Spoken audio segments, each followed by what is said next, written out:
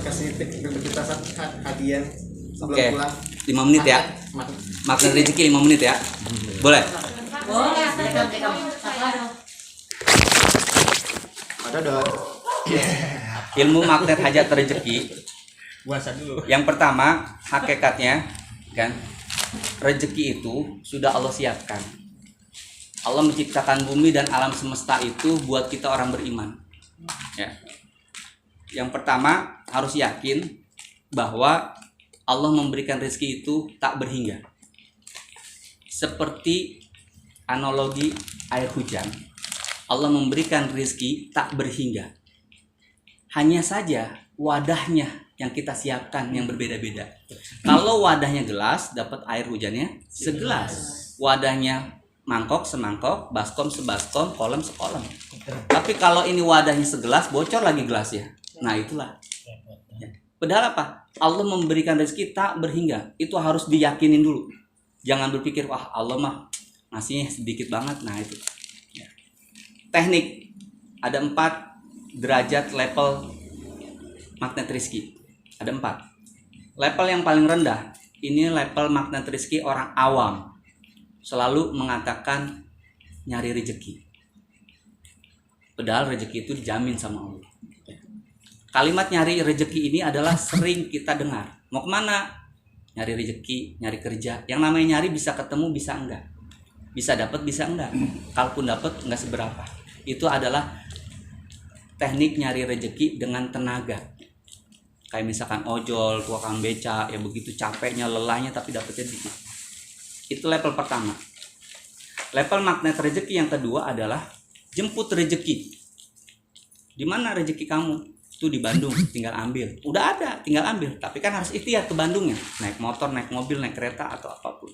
Masih ada ikhtiar tuh. Nah ini adalah magnet rezeki tipe orang yang pakai akal, kepinteran, skill, kemampuan. Ada rezekinya, gitu kan. Yang paling enak level yang ketiga, naik ke atas. Magnet rezeki level ketiga apa? Dianterin rezeki. Duduk manis, males-malesan, datang. Kayak kita pesen GoFood, makanan, tring, kirim. Nah itu namanya dianterin. Enak gak kayak gitu? Juragan kontrakan, juragan empang, ya. Magnet rezeki. Dianterin, enak. Ya. Dan level yang keempat yang paling enak adalah dilayani rezeki. Walaupun kita nggak punya uang banyak, nggak punya deposit, nggak punya mobil, kendaraan, tapi yang namanya dilayanin kayak seorang kiai. Mau kemana yai? Ya kan, kemanapun kita siapin. Motor ada, mobil ada, kereta ada, pesawat ada. Pak Yai mau makan apa? Sop, soto, ya kan, mie apapun ada. Itu dilayani. Nah itu level yang keempat. Nah paling tidak 3 sama 4 magnet rezeki. Terus gimana sih caranya? Sebetulnya wadah kita yang dibesarkan. Kan tadi Allah ngasih rezeki itu tak berhingga seperti hujan. Hanya wadah kita yang harus dibesarkan. Apa sih wadah rezeki itu? Nah sebelum bicara wadah rezeki, ada kisah anekdot nyata. 4 orang anak lagi gembala kebo. Nah bicara tanduk ya tanduk, bicara kebo. Ya, bicara tanduk. 4 anak kecil ini naik kebo lagi gembala. Ya.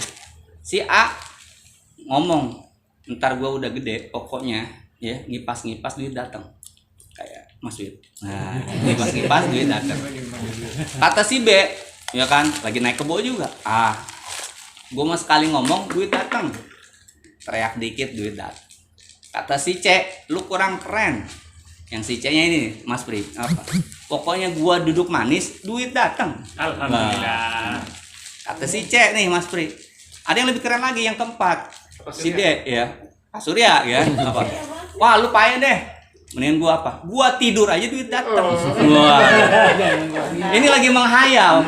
Ini masih kecil menghayal. Pas udah gede 20 tahun kemudian ketemu lagi. Wah, berkeren-kerenan. Nanya. Mas Wid, udah jadi apa lu sekarang? Gitu. Gua juragan sate. Ya kan? Bos sate tetep bos walaupun tukang sate, ngipas-ngipas duit datang. Ya kan? Gua apa gitu kan? Tukang parkir, prit dapat duit. Ya kan? Tapi kan jadi bos ya tetep, ya. Yang ketiga Mas Firi apa? Tukang nungguin WC. Duduk manis dapat duit, telang 2.000. Tapi jangan salah, sehari bisa 5 juta itu, bisa berebut itu pangkalan banyak pesek. bisa tahu-tahu, Bang. Yang paling enak yang keempat, Pak Surya. Apa? Juragan kontrakan 100 Itu pintu. Wah, gue tidur aja udah gini tiap bulan.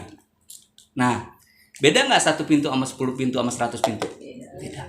Nah, jadi magnet rezeki itu pertama wadahnya dulu digedein, yang kedua gimana caranya tuh hujan itu datang terus ke kita atau rezeki itu. Bukan kita yang nyari. Nah, wadah dari magnet rezeki yang pertama harus dipahamin. Nah, ini ilmunya di sini nih, ilmunya. Kalau tadi prolognya, ilmunya di sini. Pertama, keyakinan kita sama Allah dan baik sangka kita sama Allah itu nomor wahid. Selama kita yakin Allah pasti mudahin, pasti Allah gampangin, Allah pasti kasih. Itu terus dilakukan sama kita. Walaupun kita kepepet dalam urusan apapun, enggak, Allah pasti gampangin, mudahin. Nomor 1. Kalau iman kita sama Allah 0, wassalam, udah selesai hidup kita. Susah. Yang bikin hidup kita susah dan belangsak karena kita nggak yakin sama Allah. Tentang keyakinan ini nomor wahid. Makin gede tuh lebar. Kalau keyakinan kita, wadah kita adalah baskom atau kolom, itu yang Allah berikan. Kalau kita bilang, ya kita mah segini aja udah cukup, ya sudah segitu wadah kita yang Allah berikan. Kalau wadahnya bentuknya ibaratnya hanya ember, ya udah seember. Nah, ketika sudah wadahnya itu besar, sesuai keinginan porsi kita, ilmu yang kedua adalah bagaimana tuh rezeki ibarat hujan tuh hujannya di rumah kita aja terus. Kan ada tuh ibaratnya di sini hujan, di situ nggak hujan, di sini mendung, di situ terang, kan ada. Nah, ini bicara rezeki gimana setiap hari tuh hujan turun terus di rumah kita. Ilmunya ada di sini. Apa? Ya'dun sakhim, murah tangan, dermawan, suka nolong orang, sedekah dan semacamnya. Itu yang bikin Allah kabulkan doa kita sebelum doa. Jadi mustajabnya doa sebelum doa adalah ya'dun sakhir, murah tangan. Kalau doa bisa ditolak, bisa diterima. Tapi kalau kita nolong orang, cepat. Ada kisah yang sangat luar biasa. Ada anak muda punya perusahaan 5, hancur, minus, punya keluarga berantakan, hidupnya singkat cerita luntang lantung, sengsara. Ketika itu datang ke seorang kiai. Ketika datang ke seorang kiai menceritakan tentang kehidupan yang berantakan, yang susah, yang minus, yang miskin, maka sang kiai hanya bilang apa? Berbuatlah 1000 kebaikan, maka Allah rubah kehidupanmu menjadi lebih baik. Apa yang harus kalian lakukan? Terserah apa saja, yang penting berbuat 1000 kebaikan. Gitu kan. Maksudnya apa? Sebanyak-banyaknya berbuat baik. Singkat cerita, layah tasik kehidupannya, ketemu teman lama, dikasih proyek lagi, ya kan? Yang namanya layah tasik, bangkit lagi, bikin perusahaan lagi, berkembang lagi hanya hitungan bulan. Kok bisa? Dia hitung-hitung, saya perasaan berbuat baik hanya sedikit, belum sampai 1000 kayaknya. Kok sudah diangkat derajatnya sama Allah? Apa yang terjadi? Karena ternyata apa? Dia hanya ngebantu ngebersihin comberan, ngebersihin jalan, ngerapihin jalan. Kan yang lewat bisa ribuan orang sehari aja. Jadi tidak harus selalu kita berbuat baik 1000 itu harus 1000. Paham maksudnya? Lebih cerdas kan? Jadi satu kebaikan bisa jadi hasilnya ribuan. Dimanfaatkan orang banyak. Dimanfaatkan orang banyak. Nah, itulah yang disebut apa? Shadaqatun jariyah. Buat masjid, buat jalanan, buat sosial, buat umum, ya kan, dan lain sebagainya. Singkat cerita, sebetulnya banyak, ya. Itu salah satunya ya'dun sahih.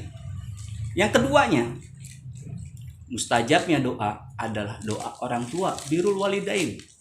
Senangin orang tua kita, bahagiain orang tua kita. Pokoknya segala penyakit, segala musibah, segala kesusahan Allah angkat dan Allah ganti dengan keberkahan. Amin. Tapi siapa-siapa yang nyakitin orang tua, ibu dan bapaknya, sedikit saja tergores hati bapak ibunya, nyungsep sesusah-susahnya, nggak bisa dengan apapun. Dan doa wali pun nggak bisa ngangkat derajatnya. Doa wali saja nggak bisa ngangkat derajat dia yang udah nyungsep lantaran durhaka sama orang tuanya. Itu yang kedua, jaga betul. Yang ketiga, kalau punya guru, insya Allah, guru siapapun, kayak Pak Andoko, apalagi guru ngaji yang ngajarin kita tentang, jaga betul, karena dia adalah orang tua kedua kita. Silaturahim dijaga. Itu yang bikin ngedrojok jimbaran rezeki yang tidak akan pernah putus. Dan yang terakhir, jaga akhlak kita kepada siapapun. Karena sikap kita, zolimnya kita kepada siapa saja, itu menghijab rizki kita. Tapi perbuatan baik kita hakikatnya membuka hijab itu dan membuka rizki kita. Itulah rahasia ilmu magnet rizki. Jadi jangan berpikir panjang-panjang kalau hidup kita lagi susah, berbuat baik aja. Apa yang bisa saya sedekain, saya sedekain. Apa yang bisa saya kasih orang, saya kasih orang. Apa yang bisa saya tolong orang lain, saya tolong. Udah jangan pikir, pasti Allah tolong urusan kita. Walaupun lagi terhimpit, nih besok nih harus nih. Jangan pikir lagi udah. Seperti itu. Kok di HP sama di nyata beda? Wallahu alam bisawab. Min afa minkum. Assalamualaikum warahmatullahi wabarakatuh. Maaf ya Ustaz, dari tadi saya ngeliatin kamera. Maaf ya Ustaz, bapaknya Ustaz lagi ngomong kayaknya.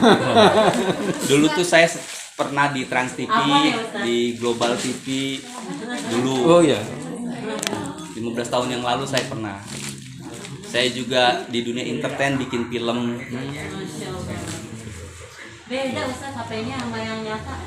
Beda. HP-nya kan yang beda. Kualitas HP-nya aja udah. Kameranya kamera. Oh, kamera. Kualitas kameranya.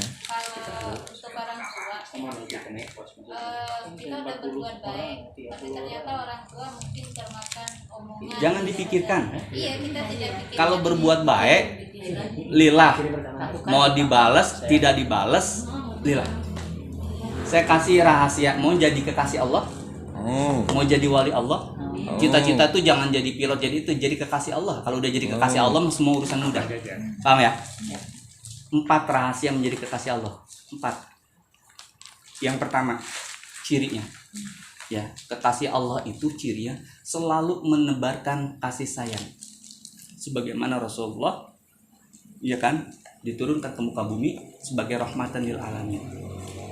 Itu yang pertama. Yang kedua, selalu membalas keburukan dengan kebaikan, apalagi kebaikan dibalas dengan lebih baik. Itu ciri kekasih Allah yang kedua. Yang ketiga, kekasih Allah itu murah senyum, wajhun malihun, murah senyum, lisanun fasihun, kata-kata yang santun. Paham ya? Kekasih Allah itu cirinya murah senyum, kata-kata yang santun. Enggak menghina orang, enggak ngejelekin orang. Mau pemerintah sejelek apapun, enggak pernah dia ngejelekin. Ya kita doain aja. Paham sih? Itu ciri kekasih Allah. Enggak ada buruk. Qalbun salimun dia. Hatinya selalu selamat dari keburukan-keburukan hati. Pokoknya ngeliat orang penjahat sekalipun, ya kita doakan saja biar dia sadar. Jadi enggak ada kalimat-kalimat membenci. Itu ciri kekasih Allah yang ketiga. Yang keempat, ciri kekasih Allah tidak pernah putus dari zikrullah, terutama istighfar. Dia selalu merasa bersalah. Astagfirullahaladzim, astagfirullah. Itu 4 rahasia jalan menjadi kekasih Allah. Jadilah rahmatan lil alamin dimanapun dan kapanpun, maka Allah akan angkat derajat kita menjadi kekasihnya. Kalau yang namanya udah jadi kekasih, gimana sih kalau kita punya kekasih? Apapun dikorbankan, minta apapun pasti diberi. Nggak minta aja tahu kekasih kita, kesukaan kita apa, betul?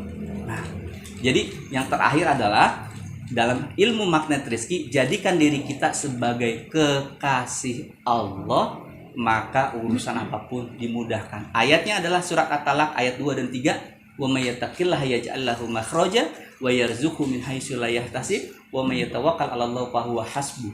Barang siapa yang bertakwa, dekat sama Allah, taat sama Allah, aku berikan solusi dari seluruh persoalan hidupmu dan aku berikan rezeki dari yang tidak disangka-sangka. Ayat 2-nya yang paling akhir disambung dengan ayat yang 3 At-Talaq. Yang terakhir sama yang ketiga. Itu tentang ilmu. Terus buat rezeki ya Ustaz. Iya. Dibukakan. Itulah sebetulnya ayat 1000 dinar kan? Iya. Amalan wiridannya. Wa may yattaqillaha yaj'al lahu makhraja wa may yattaqillaha yaj'al lahu makhraja. Wallahu a'lam bishawab. Nah, ini paparazi nih. Jangan ditaruh ke YouTube, jangan. Udah bukan masanya lagi. Jadi dilanjut sampai sahur Ustaz karena di kondisi luar hujan. Bahaya nih mulut nih sampai sahur. Gantian. Testimoni. Sholat isya dulu kali ya. Lanjut sampai sahur. Hah? Sholat isya dulu. Iya. Tuh, menolong saya lagi bingung. Di atas juga bisa sholat. Rumah saya. Apa yang mau Pak? Di atas bisa. Kita nggak ada. Ustaz, ada yang bilang saya itu apa namanya keringat saya harum. Jin itu gimana sih? yang tadi saya bilang. Itu. Juli tadi. Ada yang deteksi saya begitu. Ya bisa jadi mungkin Kayak kasturi. pakai kasturi. Kasturi. Jadi gini, kalau ibu ada yang nebak orang, ada yang nilai orang, bahwa ada yang ngikutin ini itu, nggak usah dipikirin, masing-masing aja, nggak usah dipikirin, los aja. Enggak, saya kok biarin aja masing-masing gitu kan. Iya, nggak usah dipikirin. Saya nggak pikirin, nggak takut, cuma alhamdulillah.